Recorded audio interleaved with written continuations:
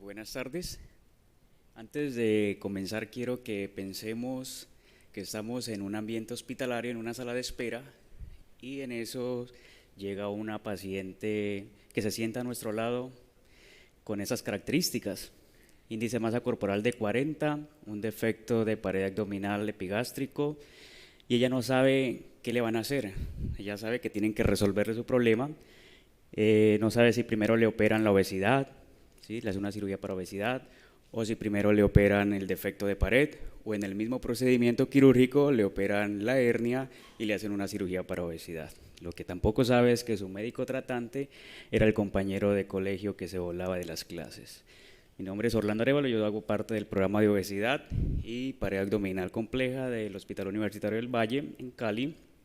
No tengo conflictos de interés para presentar esta charla, y lo que vengo a hablar acá es, bueno, la obesidad es un problema creciente en nuestro medio. El 14% de las personas en el 2012 presentaban obesidad en nuestro país. Actualmente 1 de cada 3 hombres presenta obesidad y el 14% de las mujeres presentan este problema. Los defectos de pared se encuentran en el 60% de las personas con obesidad y existe una relación directa entre el índice de masa corporal y los defectos de pared. El principal defecto encontrado en el paciente obeso es la hernia umbilical, seguido de los defectos incisionales, después los epigástricos, epigelianos, y todo lo contrario a lo que uno pensaría, consultan al servicio de urgencias menos del 1% encarcelados. Directamente relacionado con el sobrepeso, y a medida que aumenta el peso, aumenta la probabilidad de riesgo de presentar un defecto de pared en algún momento de su vida. Los pacientes que mayor probabilidad tienen de ingresar al servicio de urgencias por encarcelamiento son los que están por encima de la obesidad mórbida. Y la clasificación, esta es una clasificación publicada en el 2009 por la Sociedad Europea de Pared Abdominal, que nos invita a hablar un idioma universal en cuanto a las hernias primarias, ventrales, no incisionales. Las clasifica de acuerdo al tamaño, de 2 a 4 o mayor de 4, y los defectos incisionales o secundarios. Entonces, los defectos incisionales o secundarios, mediales y laterales. Todos los mediales, aquellos que se encuentran debajo de 3 centímetros, los codifica como M1, M3, 3 centímetros por encima y por debajo del ombligo, y M5, 3 centímetros suprapúbico. Laterales, aquellos que se encuentran subcostales, lateral a la línea de Spiegel, en el flanco y en la región ilíaca, y posterior a la línea axilar media L4. Entonces, en cuanto a eso, era la longitud, y el tamaño, W1 menores de 4 centímetros, W2 entre 4 a 10 centímetros y W3 mayor o iguales a 10 centímetros. Este es un ejemplo, un paciente con un defecto de 15 centímetros de largo y 11 centímetros de ancho, 5 centímetros por debajo del ombligo, o sea que lo clasificamos M1 a M4, W3. Es muy importante esta taxonomía, puesto que con eso definimos conductas. Este otro paciente, defecto de 5 centímetros periumbilical y 4 centímetros de ancho, estamos con un defecto M3, M4, W2. Surge este estudio donde nos pregunta los pacientes con defectos de pared abdominal y obesos, ¿puede ser llevados a cirugía? Entonces, con 39.000 casos, encuentran que los pacientes que presentaban índice de masa corporal mayor a 35 y eran llevados a corrección de su defecto de pared, presentaban mayores tiempos operatorios, hospitalizaciones prolongadas, mayor morbilidad asociada como infección del sitio operatorio, superficial y profunda, la tasa de reingresos y la recurrencia era mayor que los que presentaban defectos índice de masa corporal menor de 35. Y este otro estudio responde a la otra pregunta de la paciente. En el mismo procedimiento, en el mismo acto quirúrgico, si le corrijo el defecto de pared y le hago la cirugía bariátrica, ¿lo puedo hacer? Entonces muestra con 27.000 pacientes que cuando se hacía en ese mismo acto operatorio los dos procedimientos, aumentaba la infección del sitio operatorio, el tiempo quirúrgico, y la mortalidad también fue superior con respecto al grupo que no se les hacía los dos procedimientos. La tasa de reingreso a los primeros 30 días fue mayor también. Entonces, una vez tenemos la ruta para el paciente, que lo vamos a llevar a cirugía, debemos de optimizar al paciente, ¿sí? Y esto es para reducir el riesgo perioperatorio. Se basa en 3 pilares fundamentales. Una, la condición física, el estado metabólico y el tabaquismo. Si bien todos los pacientes con índice de masa corporal mayor de 35 que son llevados a corrección de pared tienen el chance casi 2 veces de complicarse. Por eso en nuestro equipo la meta ideal es para corregir la pared cuando el índice de masa corporal es menor de 35. Si no lo logra, pues hay que autoevaluar, y si no logra este índice de masa corporal, la cirugía bariátrica pasa a ser parte integral del manejo.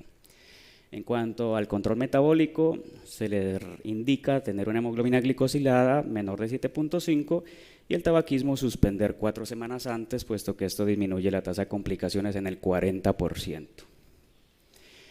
Otro concepto que quería que quede claro es hernia con pérdida de domicilio. Esos grandes defectos, cuando más del 25% del contenido intestinal se encuentra en el saco herniario, requiere de una prehabilitación de la pared abdominal, puesto que el riesgo de síndrome compartimental está incrementado. Para definir esto, pues le tomamos una tomografía a los pacientes, medimos el volumen del saco herniario y de la cavidad abdominal, y si esa relación es mayor del 25%, estamos ante una hernia con pérdida de domicilio. Entonces, esos pacientes que se encuentran en condiciones para ser operados, ¿qué técnicas de prehabilitación existen y quiénes lo requieren? Entonces tenemos 2 que utilizamos en nuestra institución: toxina botulínica y neumoperitoneo preoperatorio. Están indicados en quién, en esos defectos de pared abdominales mayores de 10 centímetros o con hernias con pérdida de domicilio. En cuanto a la toxina botulínica, la aplicamos al pie de cama en el consultorio, guiado por ecografía, 200 unidades internacionales en cada lado de la pared abdominal. A las 4 semanas solicitamos al paciente acudir a la cita de control para revisar la evolución.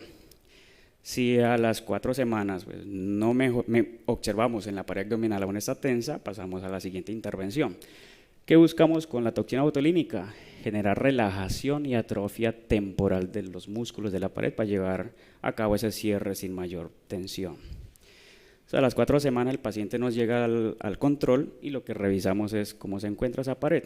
Si observamos, eso lo da ya la experiencia, si observamos que aún el defecto no se puede cerrar o se cierra con tensión, le colocamos ahí mismo un catéter pigtail o un catéter venoso central guiado por ecografía, y lo que hacemos es durante 2 semanas insuflamos de 500 a 1 litro de aire diario. ¿Qué buscamos? Relajación de la pared, liberación de adherencias de la pared anterior, una vez que la presión atmosférica pues hace que bajen las vísceras. En resumen, tenemos que clasificar y estadificar los pacientes, la optimización prequirúrgica con los 3 pilares fundamentales y preparar al paciente con toxina botulínica o neumoperitoneo.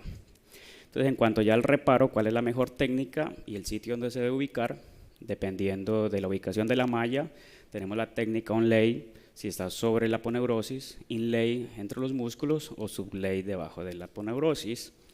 Y de acuerdo a esto, la tasa de recurrencia. Observamos que la de mayor recurrencia de la inlay casi no se utiliza. Onlay, la recurrencia es del 13%, a diferencia de sublay e IPON, que es menor del 6%. Por excelencia, el reparo retrorectal o de Rip-Stopa es el gol estándar en el momento para cierre de defectos de 10 centímetros y se utiliza la pared posterior del recto. Dejamos un overlap de 5 centímetros a cada lado del defecto de la pared, colocamos una malla de mediana densidad o baja densidad de poro ancho. ¿Y qué sucede con esos defectos mayores de 10 centímetros? Entonces tenemos la otra opción, que es la separación posterior de componentes, técnica de Nowinski, publicada en el 2012, con una tasa de recurrencia del 3 al 4%. Y lo que hacemos es liberar el transverso del abdomen y sobre esto vamos a colocar la malla.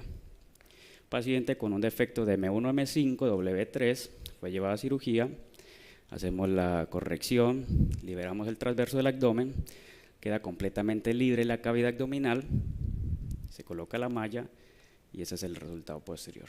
Lo mismo esta paciente, hacemos lipectomía funcional, la corrección, para llevar a casa. Entonces la cirugía de urgencias en el paciente es muy sintomático, cirugía programada cuando el índice de masa corporal menor de 35, Si es mayor de 35 hay que proponer cirugía para perder peso.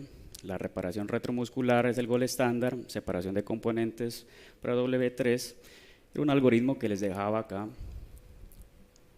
Y con eso es todo. Este es nuestro grupo.